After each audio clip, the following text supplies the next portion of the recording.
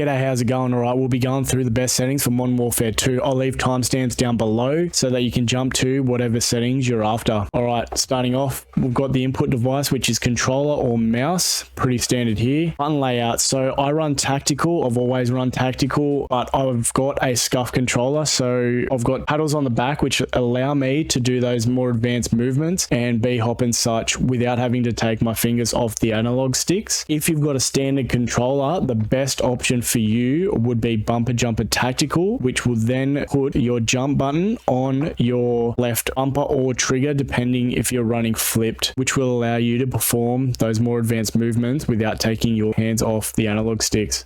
Right, we've got flipped here, which swaps your bumpers with your triggers, which will then allow you to aim and shoot with your bumpers, which has a much faster response time than your triggers. But we'll go into a setting later in the advanced which takes away this issue, and you can use your triggers and still have an instant response. Stick layout preset, if you run Southpaw or Legacy, your options are in here. Controller vibration, you definitely want this off, and trigger effect, you want this off. You don't want to have your controller vibrating while you're in the middle of a fight trying to aim. And your trigger effect, it basically gives you a resistance to your triggers, and when you're shooting, it makes your trigger pulse. You don't want that in the middle of a gunfight. If you're doing the campaign, then it's a great option. It'll help with immersion, but we don't want this when we're playing competitively in multiplayer. Alright, as for sensitivity, there's no one size fits all. Every controller is different, every person's different, everyone's hands are different, so your sensitivities are going to differ between different people. I'm going to make a video in the future on how to find your perfect sensitivity, but in the meantime, Dream Strikes has a pretty good video on how to find your perfect sensitivity if you want to look his up. I run 8.8 on my sensitivity, and my AEST sensitivity multiplier I run at 0.8, which when you aim down sight, it times as your sensitivity by 0.8, so that ends up at 0.64. So while I'm AEST, my sensitivity is actually at 0.64. If you want to run this, a good range is generally between 0.6 up to 1. You have settings for all your sensitivity multipliers here for third person, ground vehicle, air vehicle. Vertical aim axis, you can basically invert your aim for everything. So say if when you're flying vehicles, you play inverted, but the rest of it you're standard, you can set them all up individually. Aim down sight speed, the best option here is hold, so that you're just holding the trigger down to aim.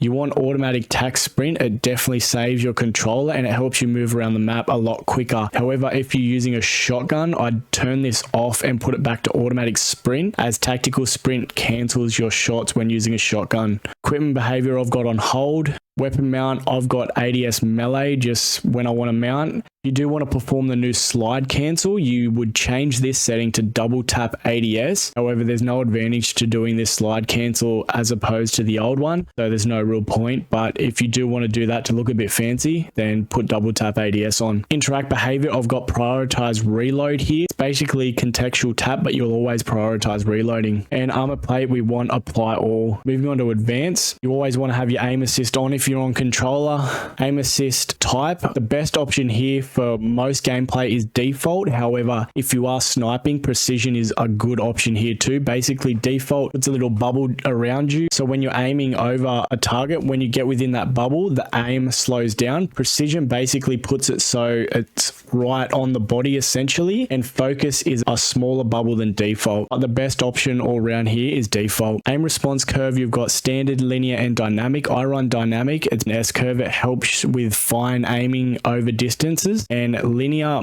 is good for sniping, so it puts the same input no matter where you move your right analog stick. And standard is another S curve, quite like dynamic, but it's not as precise, so the best option here is dynamic. ADS aim assist is when you pull that left trigger, it aims in, and it's only available on single player, so I've turned this off just because when I play the campaign, I don't want to get used to this kind of thing. ADS sensitivity multiplier when focused, so when you hold your breath using a sniper, I've set this to 0.8 as well, so it doesn't change. I don't need to build muscle memory for a different type. ADS sensitivity transition timing, I've got this on instant. If you prefer it to change after the zoom or gradually, you can set that, but I prefer it to happen instantly. And this is where you set up all your custom sensitivities per zoom. So if you're going to dive into this, the best thing would be you set your lower zooms to lower, but when you're using snipers and high zoom optics, you want to have it a bit higher so it's a bit snappier. Moving on to dead zone, you want to have this as low as possible, but it's all going to be relevant to your controller and stick drift. So to test your dead zones, the best option is to jump into a private lobby, put your dead zones right down to 0.01, and for your left stick, basically you're just going to have to see if your character is moving. If he is moving, bump this up until your character stops moving, and that'll be the ideal left stick minimum. With the right stick minimum, you want to put this down as well after you've done your left stick. Put this right down to 0.1 and watch your aim. If your aim's moving, you want to put this up until you stop. To make this test easier to see on the right stick, you can put your sensitivity right up to 20 because you'll be able to see it a lot easier because it's going to move a lot quicker, obviously, with a lower input. The stick maxes, I just leave these at default. Now we've got our L2 and R2 dead zone for our triggers. So I've set these all the way to 0. So the second these triggers are pulled, they're registering that they're being used.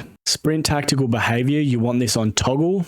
Automatic move forward, you don't want this on. Tactical sprint behavior, I've always got this set to single tap sprint, although I do run automatic tac sprint, so it's not really relevant. But if you are using a shotgun and you've turned off automatic tac sprint, I would use single tap sprint, which if you do want a tactical sprint, you just tap the sprint button once. Ground mantle, I've got this off so that I never have to worry about mantling. Automatic airborne mantle, I normally have this set to off. I don't know, it's on partial, but you can set it to partial. Basically what partial does is it automatically mantles only if it can prevent a fall. Automatic ground mantle, I've got this set to off. Invert slide and dive behavior, this just swaps your slide and dive behavior. So basically you tap to slide, hold to dive. It'll just clear you tap to dive, hold to slide, hold to slide. Plunge underwater, when there'll be water in the map, you can either set it to plunge freely or movement. So basically movement means you need to sprint and look down to go underwater. I've just got this set to plunge freely. Parachute auto deploy, you definitely want this off.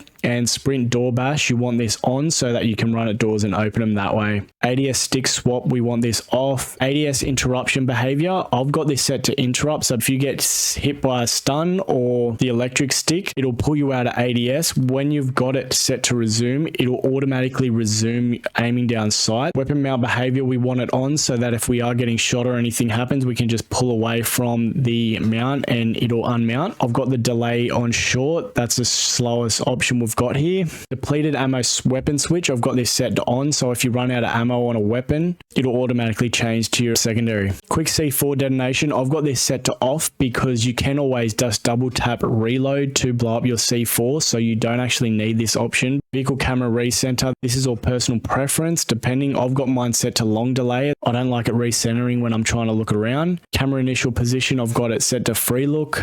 Scoreboard behavior, I've got this to toggle. You can however set this to hold if you want to hold the scoreboard button. Pinwheel delay, I've got this set to moderate so that I don't accidentally open the pinwheel while I'm trying to ping people. And my double tap danger ping, I've got set to short so I can do that as quick as possible. In your keyboard settings, you've basically got the same things when it comes to the controller, although over here if you go to key bindings, you've got all your key bindings that you can set to your preferences. Moving on to graphics, I'm going to be showing the best for the next gen consoles. If you're on an older console, these may not be the best options for you, and if you're on a PC, you're going to know what your PC can handle and what's best for your PC, so take it with a grain of salt. On-demand texture streaming, this basically just gives you more detailed color on the surfaces of the environment and downloads while you play, so I've got this set to on. You can set a download limit with this one as it will use a lot of data. World motion blur you want off, weapon motion blur you want off, and depth of field you want off. All three of these blur the world, so depth of field, when you're aiming down sights, it'll blur everything around you, and world motion blur and weapon motion blur the world while you're moving in the weapon. Film grain I've got set to 0 as this makes the world look grainy when it's turned up. You don't want this on. Fidelity cas you want on, and I've got mine set to 100. What fidelity does, it sharpens the world, so I've found that it looks best on my TV at 100, but you just need to find what works best for you. It's all going to be personal preference with this one. Field of view, I've got mine set to 120. The sweet spot is probably 110, but I just like having that extra field of view in close quarter combat. If you press square on the field of view, you can go into aim down sight field of view, and I've got mine set to affected so that it kind of helps reduce that visual recoil. You can set this to independent if you prefer. Weapon field of view, basically this controls the size of your weapon in your screen. So narrow makes your weapon bigger, default's normal, and wide makes your weapon look smaller. And then we've got third person field of view, which I've got set to 90. Moving on to audio, so we've got the audio mix. The best option that works for my headset I've found is home theater, but you've also got headphone and headphone bass boost are good options as well. You want to find whatever works best for your headphones or speakers, and whatever you can hear footsteps and gunshots around you the best. Master volume controls the total volume of everything, so you want to set this to whatever you're comfortable with without exploding your eardrums. Music volume, I've got this set to 0. It doesn't provide anything for your gameplay. Dialogue volume, I've got set to 60, which is you hearing people say there's a UAV above or you've got an airstrike coming in. Effects volume, which is gunshots and footsteps, you want to have this up to 100. And hit marker volume, I've got set to 100 as well. Subtitles, not really relevant. Voice chat settings, most of these I've got set to default. The only one relevant's really your mic recording threshold. So if your mic's picking up things you don't want it to, you'd turn this up so the higher number picks up things lower. Or if your